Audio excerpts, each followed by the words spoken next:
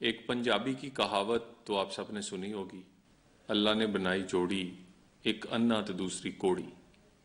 یہ بانی P T I اور ان کی گھر والی نے جو تماشا بنایا ہے، یہ اس ملک کا یہ تماشا بڑی دیر سے بنا رہے ہیں۔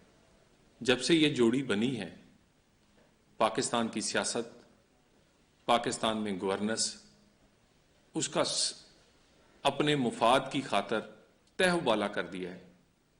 اسی مصوفہ نے جب پی ٹی آئی کی حکومت تھی تو پنجاب میں پنکی گوگی کا راج تھا، ہر چیز کی سودے بازی تھی، ہر پوسٹنگ ٹرانسفر کا ریٹ تھا، ایک بازار اور ایک منڈی لگا کرتی تھی جس کو پنکی اور گوگی جو تھی وہ چلاتی تھی۔ اس کے بعد نہ صرف یہ کہ پنجاب میں بلکہ وفاق میں وزیر اعظم شوہر کے ہوتے ہوئے خرید و فروخت، اس کے عہدے کا ناجائز استعمال، کبھی ہیروں کی انگوٹھیوں کے ساتھ، کبھی پلاٹ اور زمینوں کے سودے، کبھی 190 ملین کو کھانے کے لیے اس کی ایک یونیورسٹی کا جھانسا، یعنی اللہ کے نام پر بنائی گئی یونیورسٹی ایک کرپشن کے پیسے سے بننی تھی۔ اور یہ اس خاتون جو کہ بڑی ایمبیشیس ہے، بشرا بی بی ایک بڑی ایمبیشیس خاتون ہے، ان کا ماضی گواہ ہے اور ان کا ماضی اس سے بھرا پڑا ہے کہ انہوں نے بانی پی ٹی آئی سے یہ شادی اسی لیے رچائی کیونکہ یہ سیاست اور پی ٹی آئی پہ قبضہ کرنا چاہتی ہیں۔ جب پی ٹی آئی حکومت میں تھی تو پنجاب اور وفاق میں انہوں نے جو کھیل کھیلا ہے وہ سب کو پتہ ہے۔ اور اب میں نے پہلے بھی کہا تھا، اس وقت پی ٹی آئی کی سیاست غیر سیاسی لوگوں کے ہاتھوں میں ہے۔ پہلے چند وکلا کے ہاتھوں میں تھی، اس نے پی ٹی آئی کی سیاست کی تباہی کی، اور اب ان چند گھریلو خواتین کے ہاتھ میں پی ٹی آئی کی باغ دوڑ ہے۔ اور یہ نند بھابھی اور ان خواتین نے اس پارٹی پر قبضے کے لیے یہ کھیل کھیلنا شروع کیا ہے۔ کل والا بیان شرم آنی چاہیے کہ جس ملک میں دکھاوے کے لیے، ڈرامہ کے لیے، شوبدہ بازی کے لیے آپ ننگے پاؤں جایا کرتے تھے، اس ملک سے آپ جیبیں بھر کر لایا کرتے تھے۔ ان جیبوں میں گھڑیاں، ہار اور نہ جانے کیا کیا ہوتا تھا، اور ننگے پاؤں لوگوں کو دکھانے کے لیے اور آتے ہوئے تحفوں سے جیبیں بھرتے تھے، جن کا کھاتے تھے، جن کے اربوں کے تحفے بیچے ہیں۔ شرم ہونی چاہیے۔ اگر اس وقت سعودیہ یا اس کا حکمران آپ کو اچھے نہیں لگتے تھے تو ان کے تحفے تو آپ کو بہت اچھے لگتے تھے۔ ہر چوتھے مہینے آپ جاتے تھے اور تحفوں سے جہاز بھر کے لے آتے تھے۔ پھر اگر ان کے حکمران اچھے نہیں تھے تو ان کی گاڑی کے ڈرائیور کیوں بنے؟ ان سے ذاتی استعمال کے لیے جہاز سے لے کر کیا کیا نہیں مانگا آپ نے؟ پاکستان کے تعلقات کو آپ داؤ پہ لگاتے ہیں۔ پاکستان کے تعلقات کو، پاکستان کے 25 کروڑ لوگوں کا وہ جو دلی تعلق ہے، جو ایک وابستگی ہے، اس کو آپ مذاق اڑاتے اور ایک اپنی سیاست کے لیے ایک جھوٹ پر بیانیاں بنانا آپ کی عادت ہے، اور جھوٹ کا بیانیہ آپ کا کیونکہ بکتا رہا، آپ بیچتے ہیں، کبھی سائفر کی شکل میں، کبھی آئی ایم ایف کوئی ڈیل رکوانے کی شکل میں، کبھی سعودیہ پر الزام، کبھی چائنا کو نشانہ بناتے ہیں۔ خصوصاً پی ٹی آئی کا نشانہ وہ دوست ممالک ہیں جو مشکل ترین حالات میں پاکستان کی مدد کرتے ہیں۔ بانی پی ٹی آئی نے چائنا پر اور ان کے دیے گئے پروجیکٹس پر کرپشن کا الزام لگایا، صرف اس لیے کہ چائنا سے تعلقات خراب ہو، پھر اس پہ معافی بھی بعد میں مانگی۔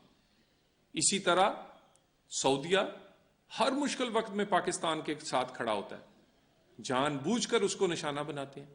پہلے ان کے ایک رہنما مروت، انہوں نے یہ بیان دیا، اور وہ بیان بھی انہوں نے بانی پی ٹی آئی سے ملاقات کے بعد دیا. اور اب ان کی گھر والی جو ان کی جان نشین ہے، جس نے اس پارٹی پر اور پھر اس کے بعد اس ملک پر حکومت سے قبضہ کرنے کا جس کا خواب ہے، اب اس نے یہ بیان دیا ہے. اور یہ انہی ممالک کو کیوں ٹارگٹ کرتے ہیں جو کہ پاکستان کے دوست ملک ہیں، جو ہر مشکل وقت میں پاکستان کے ساتھ کھڑے ہوتے ہیں. یہ وہی کام کیوں کرتے ہیں جس کا نقصان پاکستان اور پاکستان کے ہر غریب آدمی سے لے کے پاکستان میں کاروبار اور رہنے والے ہر آدمی کو ہوتا ہے. یعنی آپ آئی ایم ایف کو خط لکھتے ہیں تاکہ پاکستان کی معیشت بیٹھ جائے، غریب کا چولہا نہ چلے. آپ سعودیہ کو نشانہ بناتے ہیں تاکہ وہاں پر 35 لاکھ لوگ جو وہاں کام کرتے ہیں ان کے لیے مشکلات ہوں. وہاں وہ جو ہر مشکل دور میں پاکستان کے ساتھ کھڑے ہوتے ہیں مسلم ملک کے طور پہ، وہ ساتھ کھڑا ہونا چھوڑ دیں. آپ چائنا پر الزام لگاتے ہیں کہ پاکستان کی معیشت میں جو ان کا رول ہے وہ نہ رہے تاکہ پاکستان پھر ڈیفالٹ اور پاکستان کے غریب کا چولہا بند ہو. یہ کھیل جان بوجھ کے کھیلا جاتا ہے. یہ کھیل بانی پی ٹی آئی کی مشاورت کے بعد کھیلا جاتا ہے. یعنی آپ اپنی رہائی کے لیے ہر چیز تہو بالا کرنا چاہتے ہیں. کبھی آپ کہتے ہیں کہ میں اس ملک کو لاک ڈاؤن کر دوں گا، بند کر دوں گا، آگ لگا دوں گا. اور آپ کے رہنما کہتے ہیں کہ اس ملک پہ بے شک ایٹم بم گر جائے، بانی پی ٹی آئی چاہیے، باقی کچھ نہیں چاہیے. پھر کبھی آپ آئی ایم ایف کو خط لکھ کے پاکستان کو ڈیفالٹ کروانے کی کوشش کرتے ہیں. پھر پاکستان کے دوستوں پر الزام لگا کر جان بوجھ کر پاکستان کو مشکل میں کھڑا کرنا چاہتے ہیں. کس کی خاطر؟ کس ایجنڈے کی خاطر؟ اور جو آپ بشرا بی بی کہتی ہیں کہ ان پر یہودی ایجنٹ ہونے کا الزام لگا ہے، وہ الزام نہیں ہے. آپ سے پہلے ان کی گھر والی گولڈ سمتھ کی بیٹی ہے. وہ دنیا کا مشہور ترین یہودی خاندان ہے. آج بھی بانی پی ٹی آئی کے بچے اسی گھرانے میں پرورش پا رہے ہیں، بیٹے بھی اور وہ بیٹی بھی جس کو وہ تسلیم نہیں کرتے. وہ یہودی خاندان کیا کیا نہیں ان کے لیے کرتا. فنڈنگ نہیں کرتا، فنڈنگ کے علاوہ پوری انٹرنیشنل لابنگ نہیں کرتا. کبھی کوئی مشکل کوئی چیز ہو تو وہ بیوی جو کہ لوگوں کے سامنے طلاق یافتہ ہے یا جس کو چھوڑ دیا گیا جمائمہ خان، وہ ٹویٹ سے لے کر ہر امداد کے لیے اپنے سابق شوہر کے ساتھ کھڑی ہوتی ہے. یہ کیسا ریاست مدینہ ہے؟ یہ کیسی آپ شریعت نافذ کرنا چاہتے ہیں کہ سعودیہ کو تو برا بھلا کہتے ہیں اور اپنے سابق سسرال جہاں آپ کے بچے ہیں ان کو آپ نے کندھوں پہ بٹھایا ہوا ہے. آج بھی وہ یہودی ایجنٹ ہونے کا الزام صرف اس لیے نہیں ہے. آج بھی بین الاقوامی طور پر امریکہ میں جو لوگ بانی پی ٹی آئی کی لابنگ کر رہے ہیں وہ کون ہے؟ وہ وہی ہیں جو اسرائیل کی لابنگ کر رہے ہیں، جو اسرائیل میں فلسطینی شہید بچوں پر ہونے والا جو ظلم ہے اس کی بجائے اسرائیل کے ساتھ کھڑے ہیں. یہ الزام حقائق پر مبنی ہے. یہ الزام ننگے پاؤں ہونے کی وجہ سے نہیں ہے. یہ وہ ایجنڈا ہے جس کو آپ لے کر بڑھ رہے ہیں، اور اسی ایجنڈے میں آپ پاکستان کے دوستوں کو پاکستان سے دور کرنا چاہتے ہیں، وہ مسلم ممالک ہوں یا چائنا جیسے دوست ہوں. پاکستان میں معیشت کو آپ تہو بالا کرنا چاہتے ہیں، پاکستان کو ڈیفالٹ کروانا چاہتے ہیں، کیونکہ یہ ایجنڈے کا حصہ ہے. اور یہ سب کچھ اگر کوئی سمجھتا ہے کہ یہ بشرا بی بی نے اکیلے کیا ہے، نہیں.